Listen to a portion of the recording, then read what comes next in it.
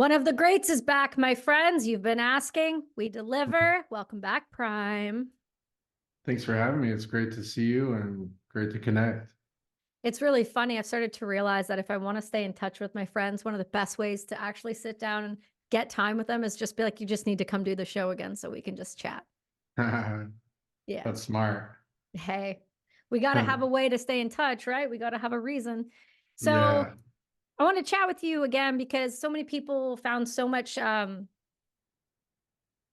awesome like support and love and could resonate with your story so much when we had you on the first time. And I said, like anytime you want to come back, but I know that, so many of us are shifting gears and changing perspectives and really starting to look at our lives differently. And I wanted to have you back on because I think you're one of those people who he shows up. He shows up for himself. He shows up for his community, but he doesn't live in the past. And I think that's what's really beautiful is that you've been able to use all of those things from your past to really propel you forward to what it means to be a intentional human being. So let's just start with there. Mhm. No, it's amazing. That's an amazing intro, and I appreciate all of that. And that's I guess the most important thing that I'm working on right now is an organization called Operation Resilience. So people can find it by going to operationresilience.org. But this is essentially a warrior support network and a peer-to-peer network. We have a bunch of mentors, not just for military and special operations, but all aspects of military and different branches, as well as civilian allies and different professionals from different sectors that can be really powerful mentors. And so that's what we've been working on and building that out and starting to make that operational in the last 6 months to a year. So and like going into what you're talking about and what we were talking about transitioning, because for a lot of people transitioning, a lot of people are in a transition since COVID. A lot of people are transitioning from one thing to another. But I just learned about another he was an air officer at the Marine Raider Command that I worked at, but just found out he committed suicide a couple weeks ago, and I found out last week. So that is another reinforcement of the fact that the transition is the kind of the rocky, scariest, most gray area, most potential to go one way or the other, Mhm. part of the process.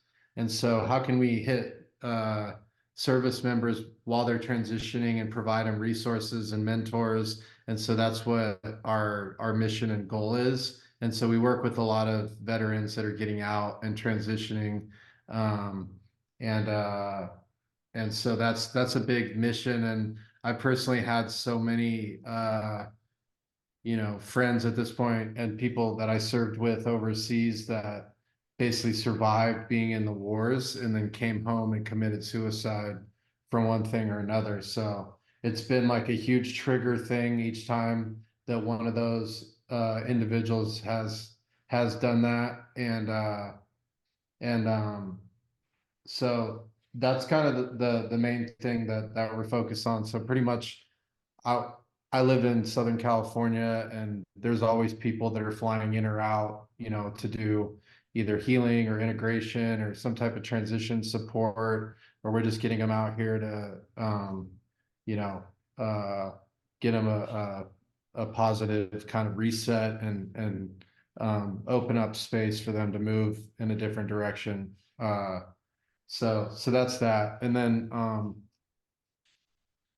uh as we're transitioning, and this is like the thing that I thought of about transition, is that one thing that I found out myself is that um because like the last couple of years when I was in Marine Raiders, I had kind of graduated into getting into like human intelligence focused more role where I was doing a lot of intel and a lot of it was like person to person And so I had gone to a lot of courses and I had been in a lot of those types of experience where I had a lot of that mapped out, and that's kind of my thinking process. And so uh, for those of you listening, basically in that job, you're basically constantly vetting someone and making sure that they're like not going to kill you or blow you up the next time you meet with them, or that, you know, they're giving you good information and it's not going to get you killed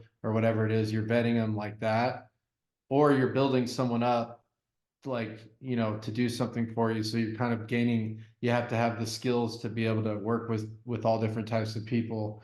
And so but coming out of that experience, it's like, wow, you know, I have millions of dollars of training um in this.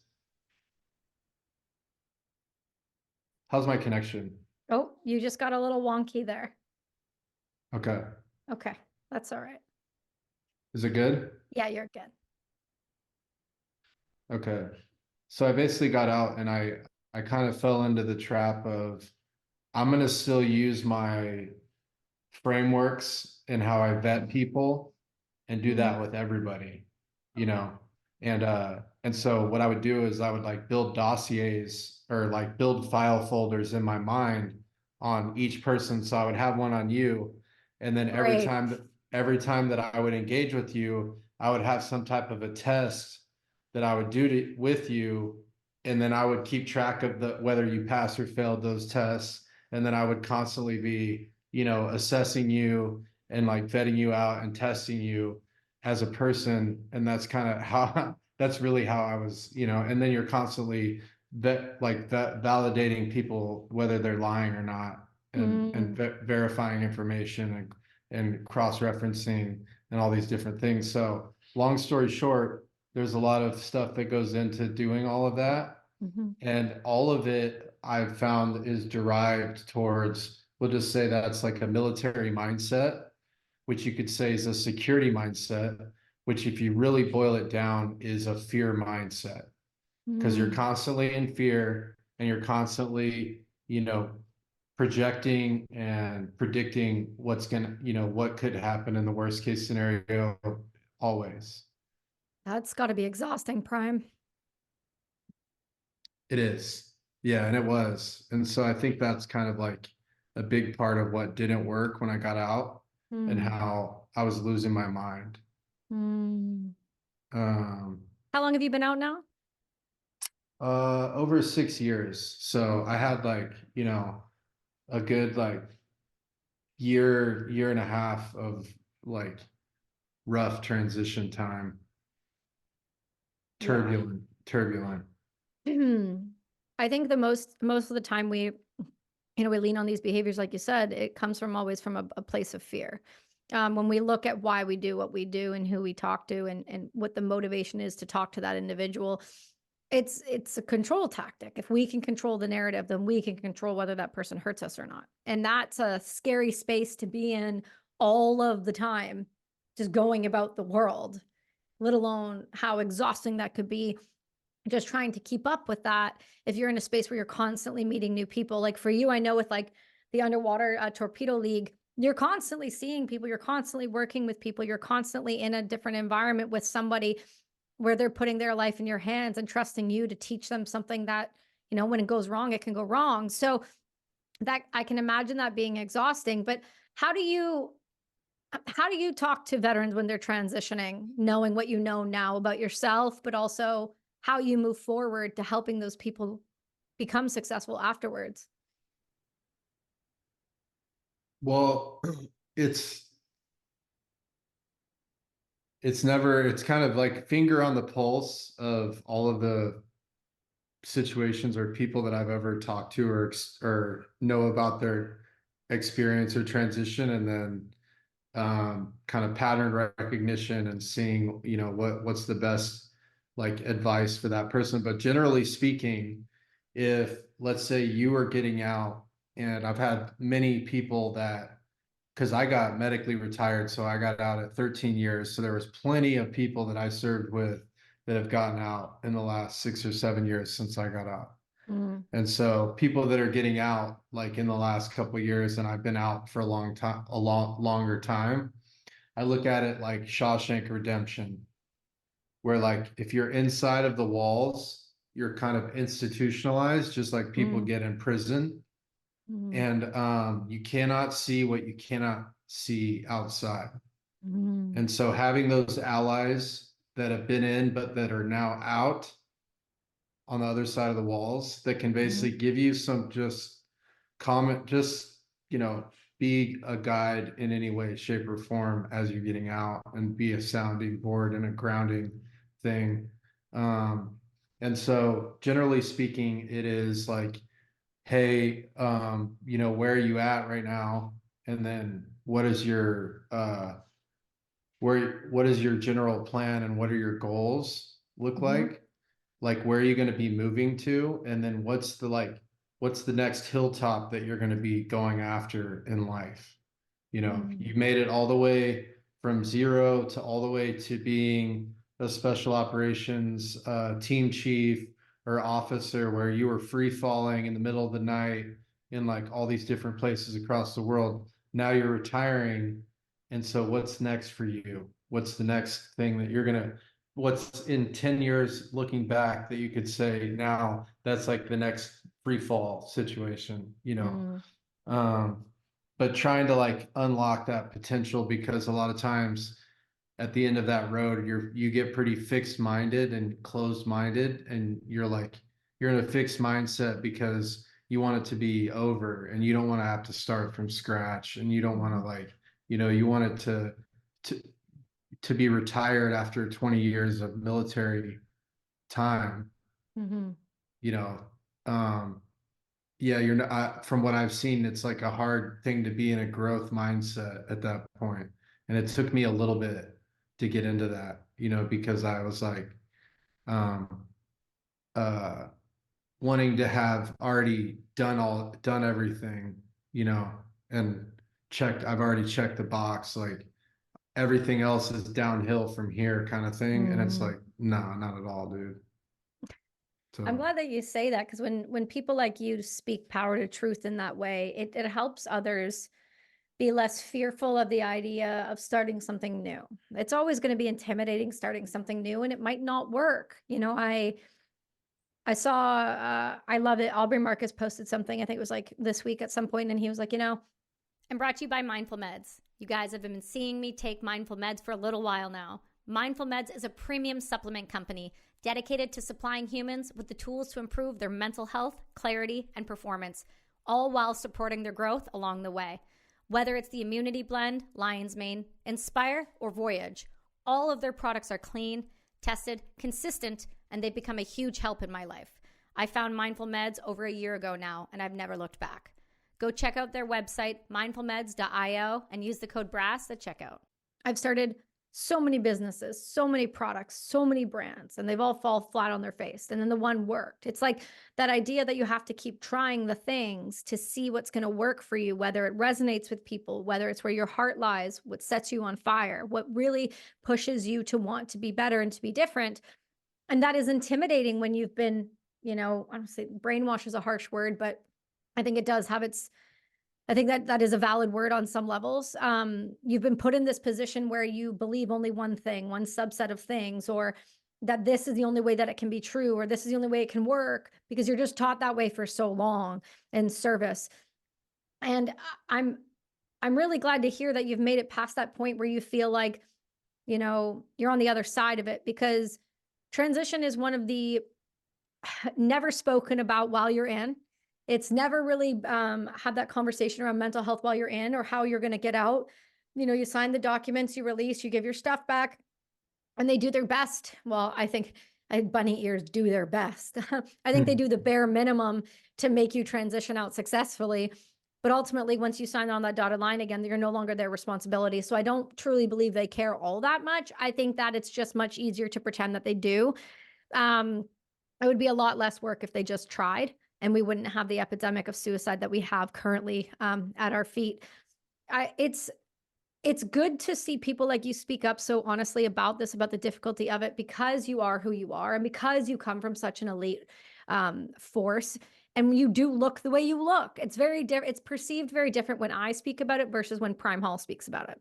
And it's Hmm. because you're this big, strong, burly man who says, like, this shit is hard. When I say this shit is hard, they go, of course it is. Look at you. You're a woman and you're tiny. Of course it's hard. But when you hear it from people like Prime, or you hear it from people like Marcus Luttrell, you hear it from people like Marcus Capone or Jesse Gould, and you hear them say, like, transition is fucking hard. None of us really knew what to do or how to get out or have the support networks, but we got out and we were able to do it. But it's because we had a community of people that were willing to uplift us and hold us to a different standard now because they had already transitioned. So I'm curious more to understand a little bit of the program that you've got going here and what that looks like, how people become involved in it, and ultimately, what is the end state goal for this program when somebody joins? Yeah, for Operation Resilience, well, you already said that you'd be a mentor, so we still Yes. got to finalize that. But we for right now, if there's like veterans that are in need or in the transition process, we currently set them up with different like healing experiences, transition support, mentors. But we have a lot of mentors that are on our on our team now, like over 15 to 20 that we want to start being a little bit more operational this year. And so we're starting with some pilot programs with the Marine Raider Foundation and the Marine Recon Foundation to start off with, and then going from there. But really the goal is just to have more of an impact. And so we do the online healing connect events as well, that are virtual, as well as community events in person throughout the year for Memorial Day and Veterans Day, and then other events as well. Do you work with, does the organization, do you guys only work with American veterans? Or what if somebody from, say, Australia or England or a Canadian reached out to you and was like, hey, I'm transitioning out. I don't feel like I have a support network. I don't feel like I have um, the right tools to get out. How does that work? Yeah, we would still send them resources and information. Anybody that reaches out, we follow up with them. But yeah, the focus is has been, primarily US based. Mm. So how do you feel running these, this group and this organization? How's that impacted you and purpose-driven work for you? Well, it's a way to for me it's a way to give back. And so it's been a way to continue to serve since I got out, at 13 years. Maybe I would have done 16, maybe I would have done 20, maybe not. But that's given me the ability to give back to the active duty and the veteran community. And for some since I got out, I've had a lot of access to resources and things, and the ability to throw events and the ability to get things permitted and all those kind of things, and a lot of resources and stuff that that I've been in positions to, host events and do these things. And so I feel like it's given me a good ability to give back. But going into like the other, what I spend the majority of my time on is deep in fitness Mm-hmm. and growing that. And right now we're at 36 locations across the United States. And this year we're scaling. There's a few outside the US that'll start this year, in Asia and Australia and UK. Damn, son, you're on a growth Yeah. path, huh? Yeah, and we're pretty much, my partner Don and I are out of town almost every week, doing some type of thing, event or launch Mm. for a site. But um we were at a free dive conference 2 weeks ago in Fort Lauderdale in Florida, which was really nice. And the weather is amazing in Florida. There's a bunch of deep in fitness locations, like probably 10 to 20 that are starting this year in Florida alone. Oh, wow. Yeah, it's pretty insane. We have one of our guys that works in our headquarters that's moving to Miami to run the East Coast headquarters for Deep End Fitness out there in Miami um, next month. So it's really a lot of stuff going on. But one of the things that they got into, because a lot of people at the conference were entrepreneurs in different ways at the Free Dive conference, that um, they brought up like, when you in today's culture, what's it like starting something new, and how do you deal with, people kind of naysaying you and talking shit to you online and all these kinds of things like that. And the thing that you reminded me of that was something that you said earlier, but the thing that I learned from that is that people will always project their own fears and insecurities onto you.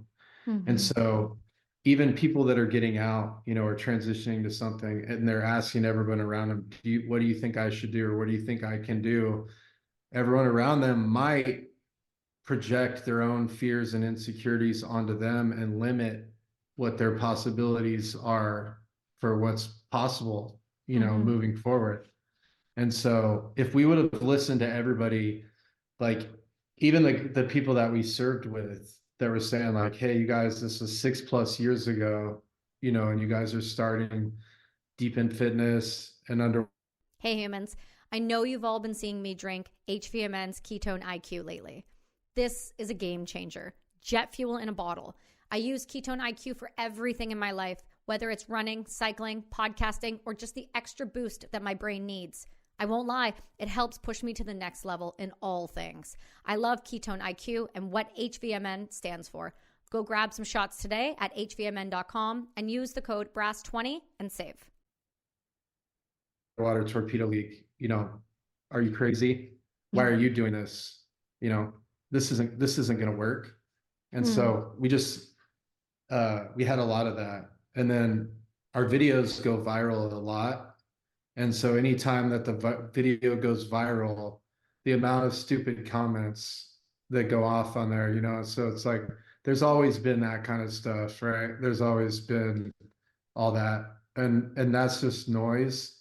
But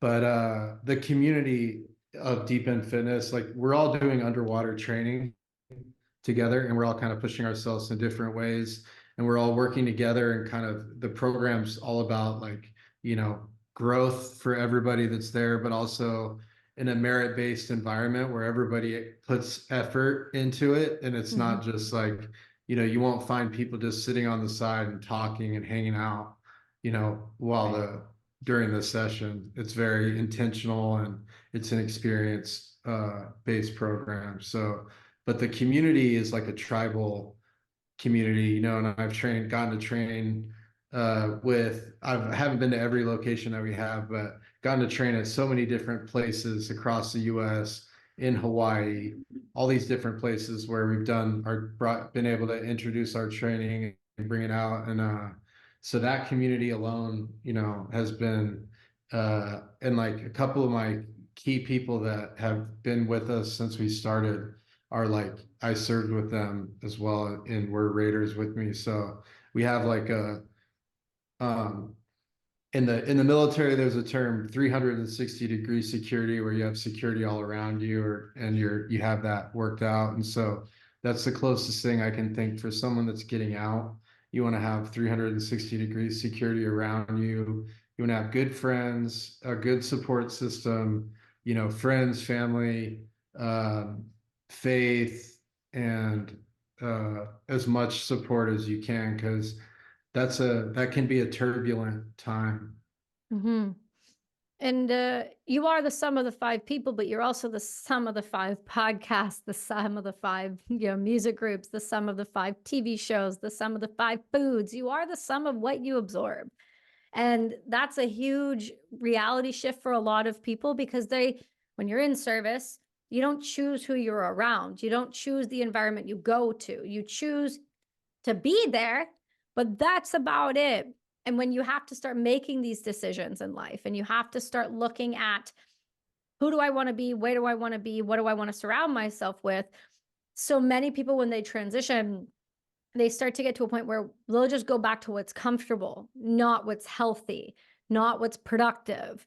And it's that real harsh reality and gut check you have to have conversation with yourself with, are the people on my around, are they supportive? Are they helpful? Are they naysayers? Are they telling me I can't do something if I'm trying something new?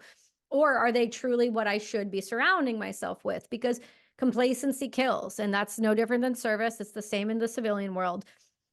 And that could look like your family, that could like your businesses, it could look like any of those things. But having a solid network around you is what often keeps people alive. It doesn't have to be every day, every waking moment, but it's the knowing that if you pick up the phone and you were to call X, Y, and Z, you're going to get a response and you're going to get a, hey, what do you need? How can I help? What's going on?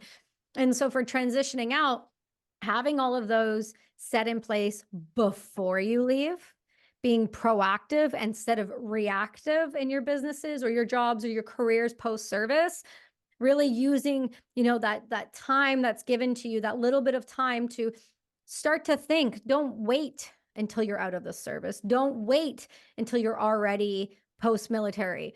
Start while you're in. Start thinking, what do I like?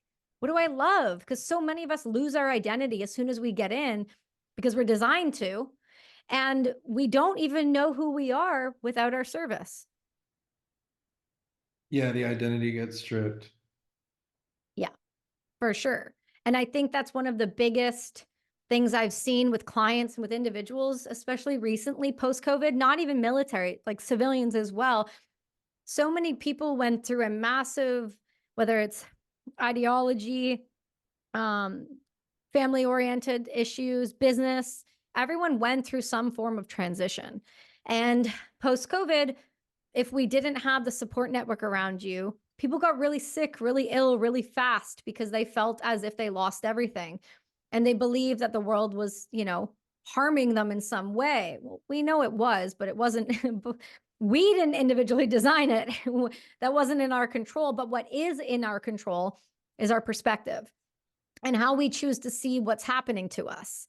If we're Right. seeing it because it's happening for us or to us, those are two very different realities that you can, and perspectives that you can look at and go, is this business ending because maybe there's something greater?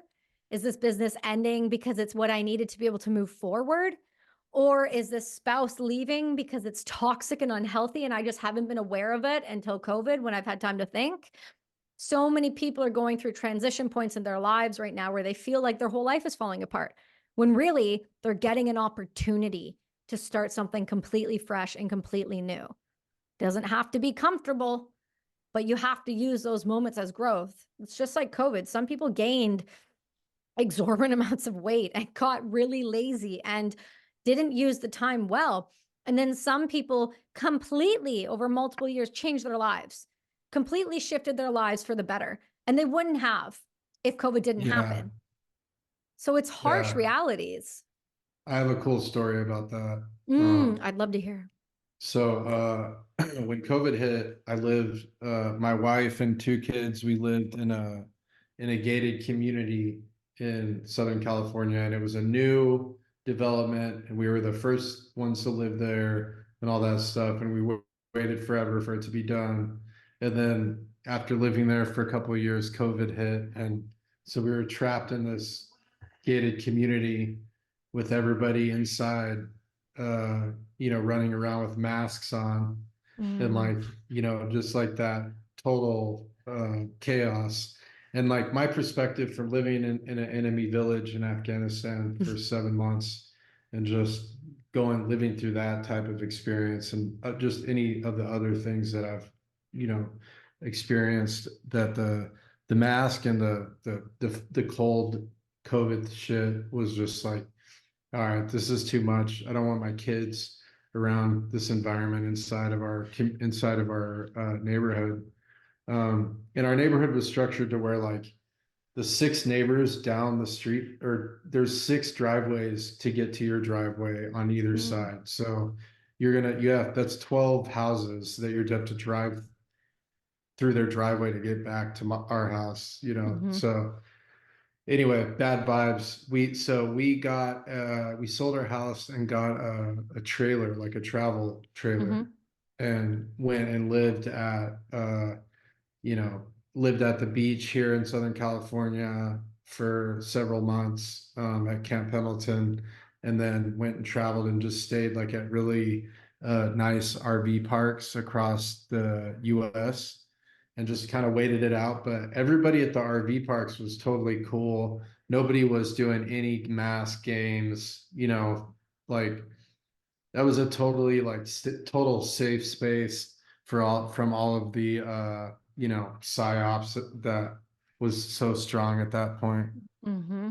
So it's nice to get out of the matrix a little bit, and it was a shock because we went from like living in a big house to living in a trailer that even we messed up and got a smaller one than what you would recommend. Like the size that we had, I don't know off the top of my head, but it was like the size that you would take your family out on for like the weekend, but then you live in your house. It's not the one where you all live in there.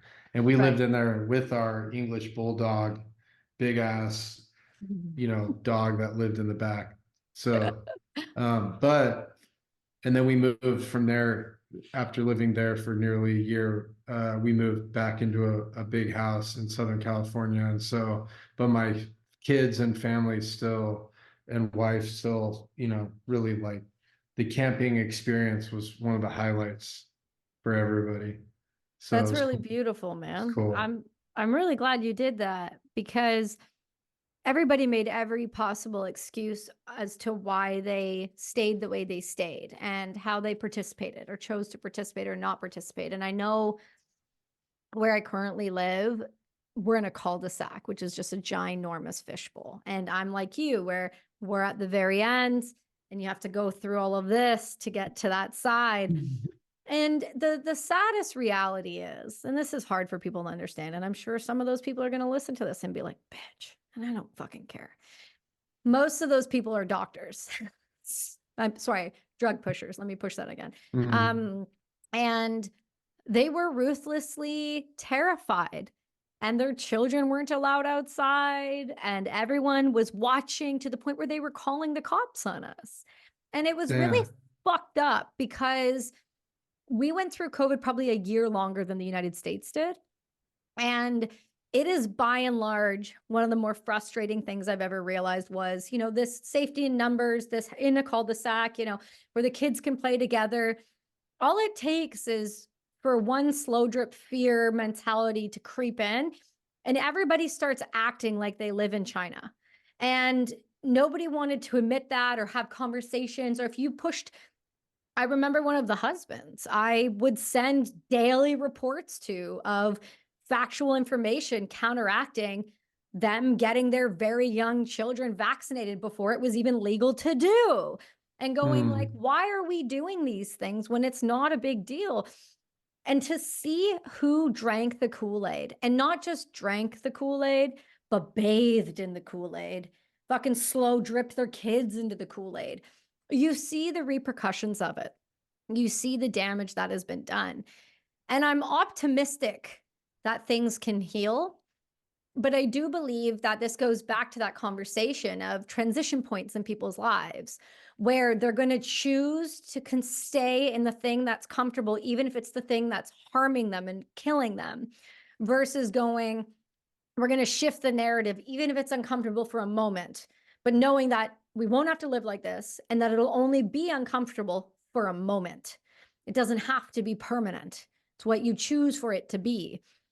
And so these transition points, whether it's COVID, post service, you know, just changing careers, they are very hard. But it's the only hard because when people don't have others around them that have done it before, they just don't know how to do it. And a lot of people, these people who are doctors and lawyers, and they're all followers. So they don't know how to initiate change proactively on their own because they're not self starters. That's my perception of what I've been able to see locally and what I've witnessed. Yeah, I mean, it's such a fascinating experiment to look and see, you know, Right. as it played out, but so frustrating to live through at the same time. Yes. But the, you know, I'm always trying to figure out like how did this make sense, or why did so many people fall for this thing, you know? And so part of it, I kind of like look at it like the 80-20 rule, because that's Mm, kind of what I see is maybe like 20% or less didn't fall for it, but 80% did. hmm But then if you look up the Milgram obedience study after this, mm, but it's like a study that they did that people will fall in line and just obey an authority figure, you know, at least 70% or, you know, 80, you know, and I'm at a lot of events for Deep in Fitness. And so we were at the CrossFit Games, we're at the Rogue Invitational in Austin, all these different things. And I'm from Texas, so I was in Austin for the Rogue Invitational, and there was a lightning bolt that came down, and you know, that, you know, a little lightning in the sky, you know, hmm far away, a little bit of rain. And people started getting all spun up and saying that there was going to be 40, 50 mile an hour winds and all this crazy stuff, and ushering us to get underneath the steel or the tent, you know, and everybody move and get underneath the roof. And so it's just like, no, I'm not buying into that. You know what I mean? Leave me alone. And but it was if you, but then I looked at it and I was like, it's interesting because you look and it's almost like 80-20, because it's hmm like 80% are underneath the roof, just like everybody said, you Yep. know, and that they fully believe that a hurricane or a tornado is coming. And then 20% are just sitting there like, no, I'm not buying into this, or less. And so that it seems like it's like that's a reoccurring pattern. Um, but yeah, so it's interesting because this is an election year, obviously. So seeing what's going down and how it's going to shake out. America's But a at the trip, same man. time, you got to live your life, you know. Well, and that's it, right? And I've heard a lot of people talk about this because I think our elections are supposed to be next year, supposed to be, but we can also fucking snap call them. So I don't even know what the point of having a timeline is. Um, it's really funny to witness America's election term cycles and how humans start to react and behave differently when they get closer. Um, how, as if your president would make a decision in the first 2 year terms and then radically flipped because it didn't poll properly in the third and fourth year, getting ready to go into election again. It's almost like they think the governments think that people have amnesia. And I think most, again, do have amnesia. And that's just due to stress, unable to handle the amount of things getting put at them, the rapid fire news changing every 30 seconds. Be afraid of this. Now be afraid of this. Now, no, be afraid of that, but not that anymore, but definitely be afraid of this now.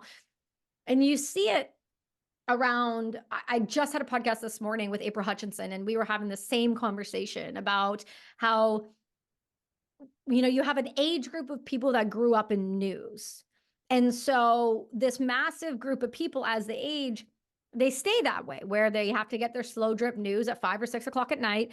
And that dictates their entire existence. What that screen says will inform how they act, how they treat people, which is fucking wild. I'm sorry, that in itself right there is one of the wildest ones, is when someone decides to treat someone a certain way due to what the media says they have to treat someone like.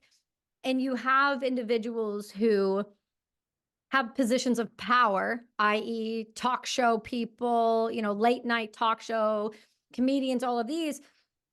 And they would, even during COVID and a little bit now, they would say the most heinous things about people who were unvaccinated. They would literally say on national television to impressionable people, unvaccinated people shouldn't be able to go to the hospitals.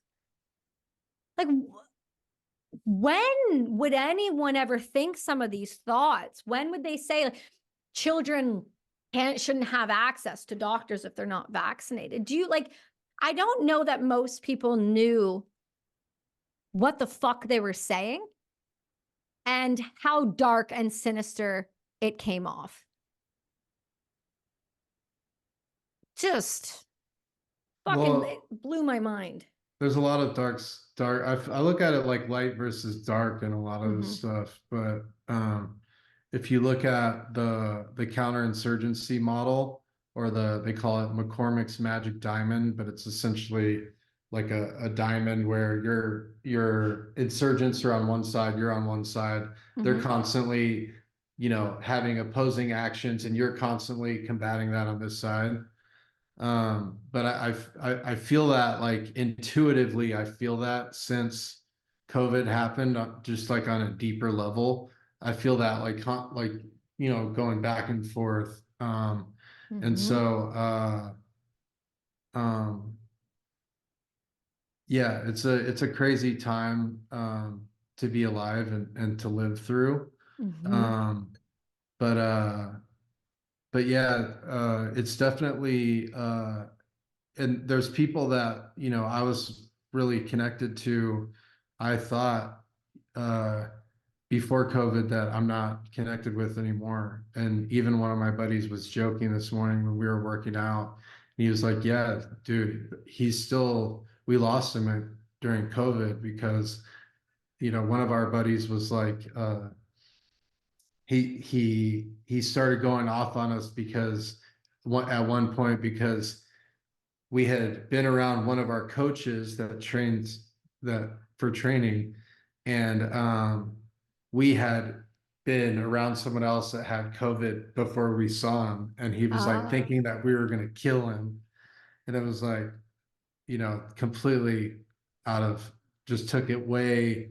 And we had never hung out with him since then. It's not like we wouldn't, but he just kind of lost his mind with COVID, which a lot of people did. And I even have people in my family that did that all of a sudden. And the other thing that I experienced a lot during all of that is like the Stanford experiment. If you look at that, mm, and it's like the jailers and the guards, and all of a sudden, I'm the prisoner on board of my flight, and my mask is like, I'm falling asleep, and my mask is falling below my hmm. nose, or up down to my chin or something. And as soon as it drops, someone, "Hey," and it's like, but the way in which they do it, it's like they're in charge and they're telling Right. me what to do, and Yeah. like they're the jailer and I'm the Mm. prisoner. And Right. even at the end, the scariest thing was at the end, and this is where it was really alarming to me, was I went through San Diego, TSA, to go through the airport to get on a flight. And it was the day that they stopped mandating Ah. masks. And so I had to have it on to go through TSA, but they said, as soon as you're out of TSA, you can take it off. Right. So I was like, yes. Yeah. And so I took it off as soon as I got out of TSA. And they said, but just a heads up, your airline may or may not like have Hmm. you wear it today. And so, but you don't have to wear it in the airport. So anyway, I'm in the airport waiting for my flight, like right by the gate, and the ladies are just, and I'm the only one not wearing a mask.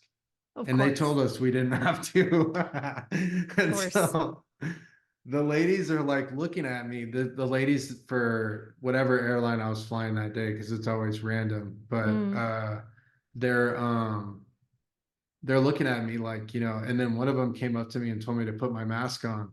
But the way that they were doing it, and the way they were staring at me, and the way that because I wouldn't do it, so that they didn't stop staring at me, and that Hmm. they're just, all their shit got escalated. But Hmm. it was that experience that was like, this is really sick, because, Yeah. the way that these ladies are talking to me, and I don't know that they like how they, how they went from starting their job here 20 years ago to now what they're Right. doing right now. I don't think they realize how sick this is.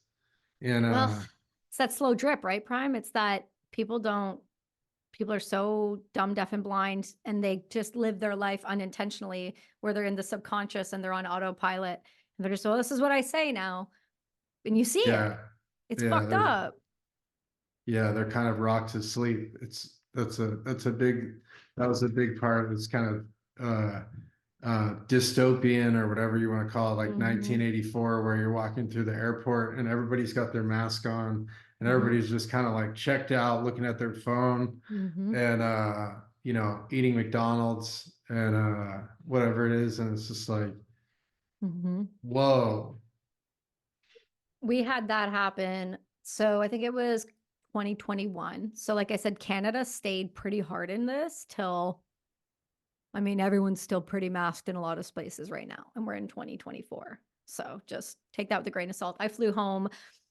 I worked a retreat this weekend for Not Dead Yet for Matt and Bonnie, and I was providing coaching, and there was breath work and all of these things. And so I was there, and we're in Montana, but I had to take a couple connections home, which was the strangest thing because it's Yeah. Montana, and I'll like, what is happening right now? So I go through Salt Lake, no problems. I get to Seattle. I'm sitting in the airport. There was arguably just as many masks as there was when COVID was going on. And then I got on the plane and I was dumbfounded. And here's what dumbfounded. This is not a slight towards people, but it's a evidence to show how asleep people are. And it was very simple. So I'm sitting there on the flight and I'm exhausted because my cup is empty just from pouring it all out from the weekend. And I'm just trying to get home. And a bunch of people around me are wearing masks. And I'm watching them remove their mask to drink a full can of Coke and a Kit Kat bar and then put their mask back on. And it took everything in my soul to not tap them and be like, if you just didn't eat that and you just didn't drink that, you wouldn't need to worry about your immune system the way you do because you've just broken it down and made yourself sick. So you're You going to get poison sick. yourself. You're Yeah. poisoning yourself with sugar water and with this. And so, but this wasn't one person or two people or 5 or 10. This was a significant percentage of the flight. And that's what was troubling to me was there was no realization with themselves that the things they were putting in were going to damage them so much more than if they chose not to wear a mask around some sick people. That to me speaks volumes toward how well the system has shown people that Kit Kat bars are safe, but a piece of steak is not. And so I'm in this weird point, and we talked about this before I got on, and I had come to this realization during this retreat that I was working and somehow end up very much participating very deeply in, that I had allowed myself and the stories I told myself to stay so rooted in who I was and not in who I am and becoming.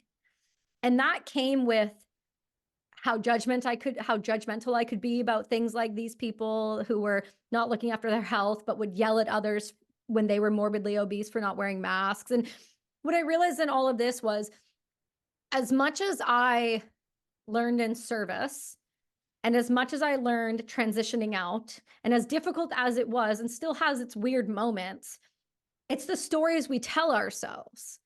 And if we're constantly telling ourselves the same stories that we're sick, we're unhealthy, that it's dangerous out there, that transition is going to be super, super difficult, and that I'll never amount to the things I want to be, and I should just stay in the lane that I'm in, I realized I was believing my own stories I was telling myself.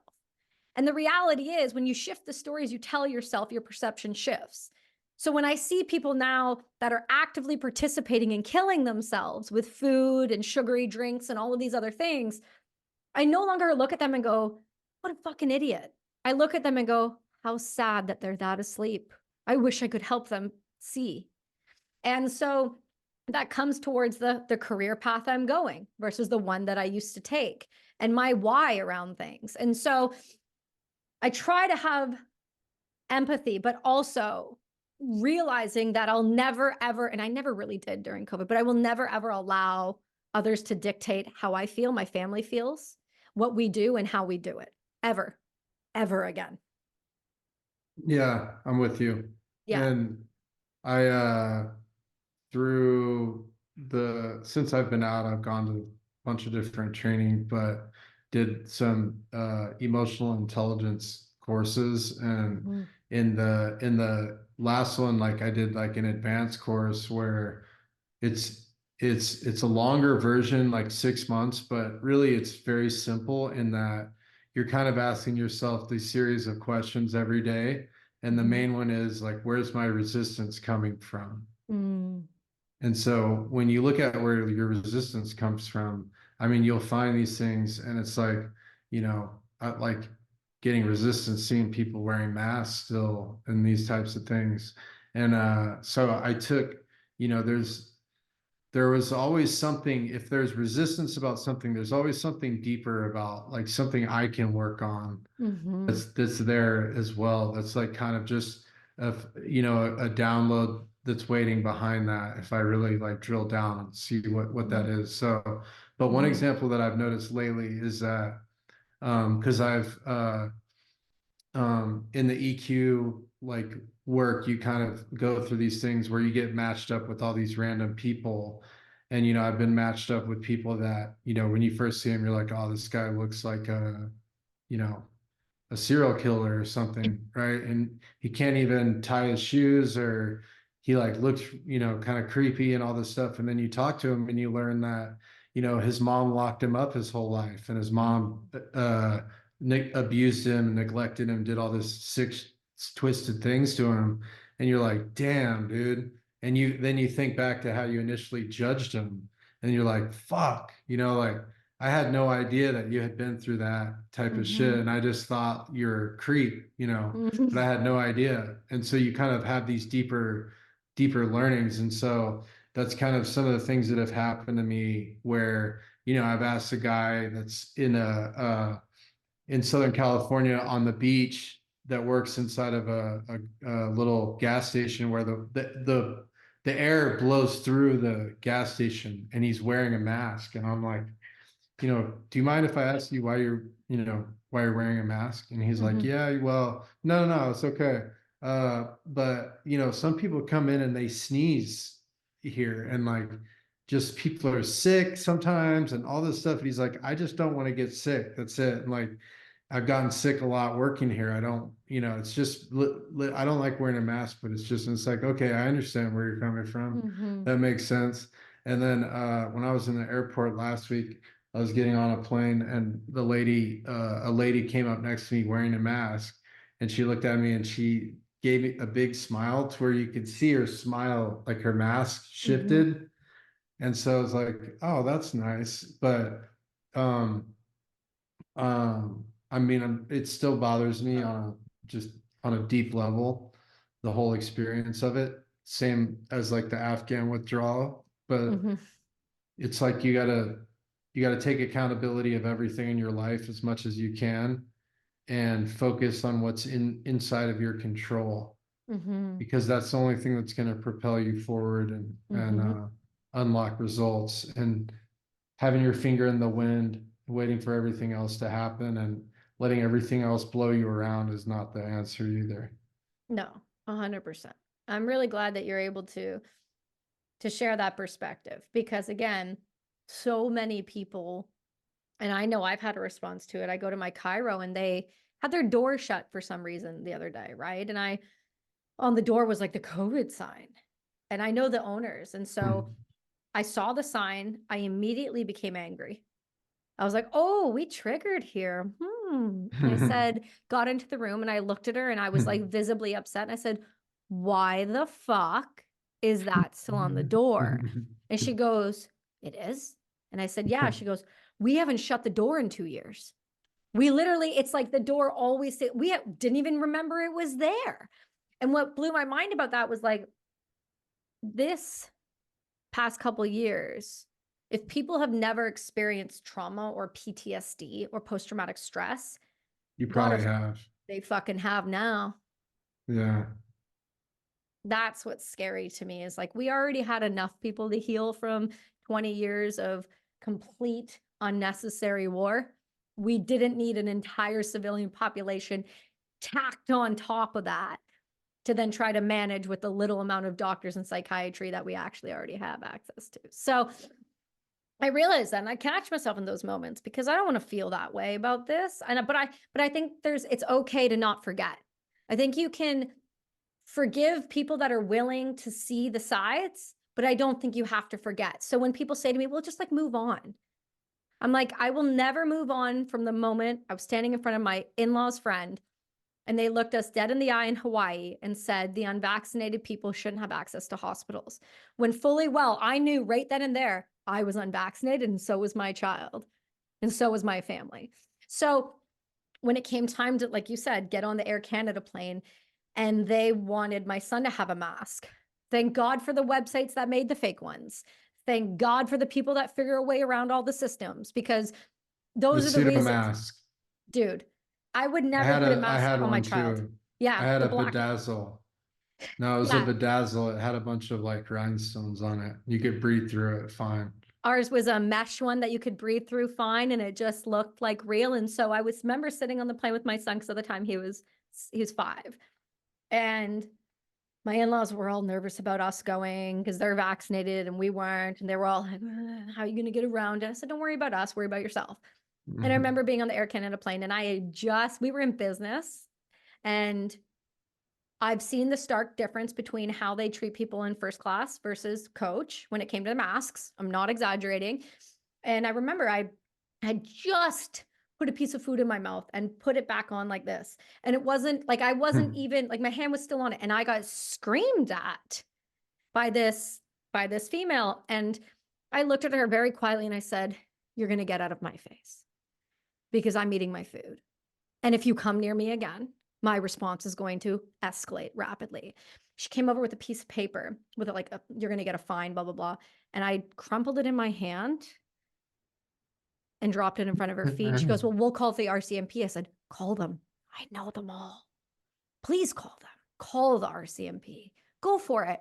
So that when I get off the plane, the scene that I make will be so fucking dramatic over you overdoing it, because most of these people, you have to remember, Prime, they have no control over their lives. They have no control over their children. They have no control in their jobs and their businesses.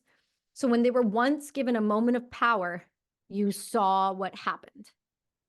Ooh, some people just off the deep end. And so I don't ever think I will forget, but I can understand the people who believed the fear. I can be empathetic because everyone was fearful. I can be empathetic, but I was also one of the ones that had a lot of money spent on them, training them to see when they were doing these things.